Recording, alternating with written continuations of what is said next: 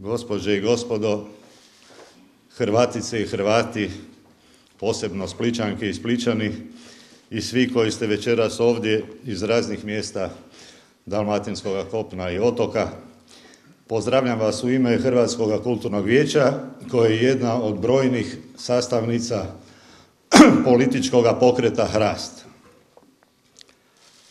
Mi imamo, gospođe i gospodo, samo jedan život na ovome svijetu i samo jednu Hrvatsku. Ljubav prema njoj je trajna i izdržala je sve strašne kušnje u prošlosti.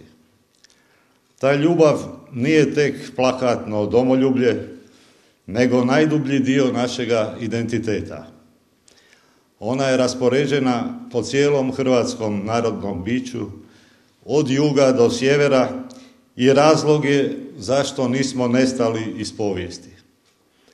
Ona nas veže istom snagom kao hrvatski jezik i naša povijest, kao i cjelokupna hrvatska kultura koja jest ono što jesmo prema svijetu. Iz ljubavi prema domovini, iz osjećaja osobne odgovornosti za nacionalnu sudbinu, iz osvjedočenja da je u sramnom zadnjem desetljeću Hrvatska krenula u potpuno pogrešnom smjeru, rođen je Hrast. Hrast se morao pojaviti jer se Hrvatska našla na putu starih zabluda i jugoslavenskih magla, jer je sve manje nacionalna država hrvatskoga naroda, a sve više vlasništvo manjine koja terorizira većinu na ideologramu iz komunističkog razdoblja. Jer se u Hrvatskoj iz dana u dan bezočno potiru naše hrvatske, opće ljudske i kršćanske vrijednosti. Jer se iz dana u dan krivotvori hrvatska povijest, čak i ona najbliža kojoj smo svi živi svjedoci. Hrast se pojavio jer se hrvatska kultura želi zamijeniti nekakvom regionalnom ili u svakom slučaju neodredljivom multikulturom koja je uvijek u službi tuđinskog imperijalizma. Pojavio se jer se u ovoj novoj agresiji na Hrvatsku postavlja čak i pitanje posebnosti hrvatskoga jezika. Zbog svega toga nastao je pokret Hrast, koji vama nije nepoznat, jer ga već godinama nosite u srcu. I bilo je samo pitanje vremena kada ćete ultimativno zatražiti da se on pojavi u zbilji na hrvatskoj političkoj sceni.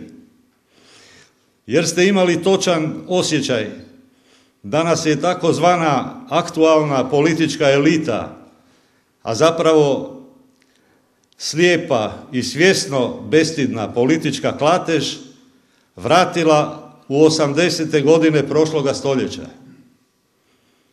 Osvjedočili ste se da ta klatež bez vizija i bez strategija, bez ljubavi prema Hrvatskoj i bez poštenja, da je ta nedostojna klatež od Pantovčaka do obje strane Trga Svetoga Marka toliko puta do sada iznevjerila demokraciju i Hrvatsku i hrvatske branitelje i hrvatski narod, te se može reći da se našla na putu izdaje. Kada Hrast pobjedi na parlamentarnim izborima, bit će nepotrebna i neumjesna ona šala koja se čuje u narodu, da Isus naime ne bi mogao imati posljednju večeru u Hrvatskoj, jer bi ga izdali već za doručkom. Mi želimo i mi ćemo učiniti sve da zaustavimo ovo moralno, gospodarsko i političko beznađe i tešku prijevaru. Kriza je duboka i nikakve rekonstrukcije tu ne pomažu, nikakve plitke reforme. Narod je ogorčen, potrebna je rekonstitucija, potrebno je vraćanje korijenima. Od Starčevića i Mihovila Pavlinovića do Radića i Franje Tuđmana. Potreban je ovakav široki narodni pokret kao što je Hrast, da vrati Hrvatsku na put pune samostalnosti, da doista sami odlučujemo o svojoj sudbini, a ne oni u Londonu, u Briselu i Hagu, a sve više opet i u Beogradu.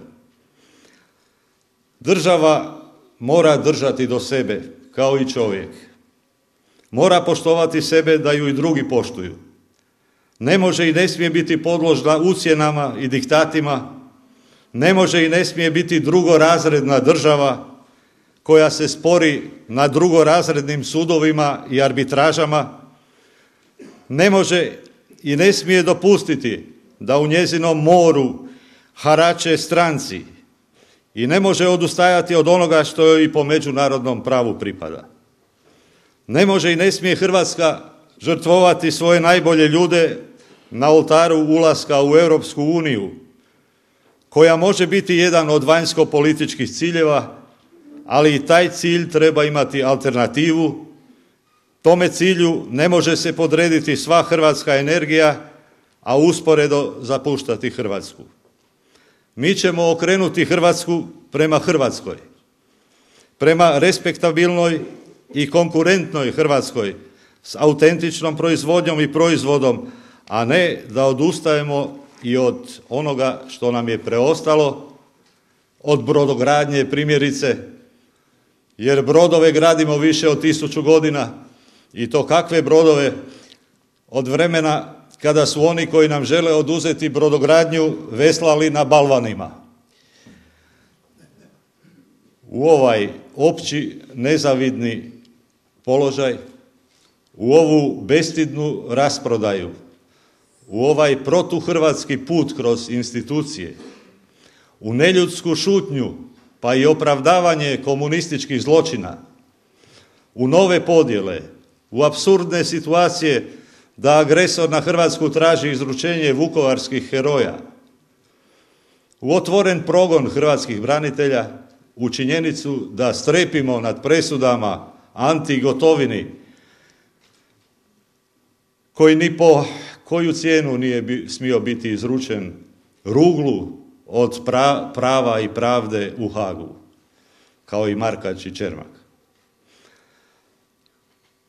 U takav su nas položaj dovele stranke na čijim su listama bijedni, nesposobni, anacionalni i asocijalni, korumpirani poslušnici.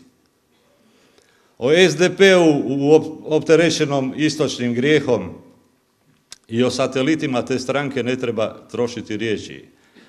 A HDZ je još samo po imenu ona stranka koja je 90. bila pokret za samostalnu Hrvatsku državu.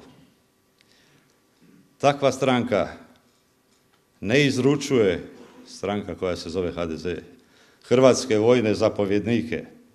Takva stranka ne uzima u koaliciju srpsku stranku u kojoj je velik broj onih koji su u ratu bili u neprijateljskim redovima. Nikakva hrvatsko-srpska koalicija nije nam potrebna. Ona je štetna i Srbi su ju shvatili kao signal za nova rovarenja protiv Hrvatske.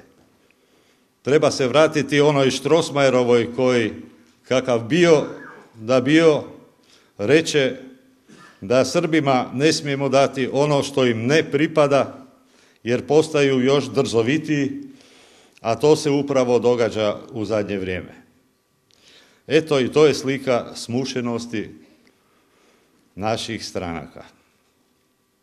Narodu je dosta stranaka. Narod hoće ljude.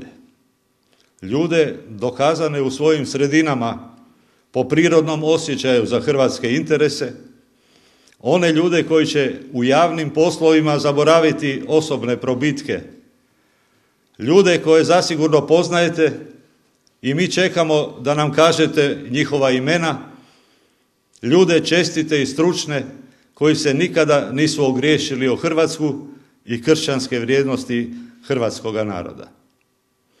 Ovaj pokret, ovaj hrast, jednostavno mora uspjeti da bi Hrvatska bila uspješna. Mora uspjeti da bi Hrvatska živjela.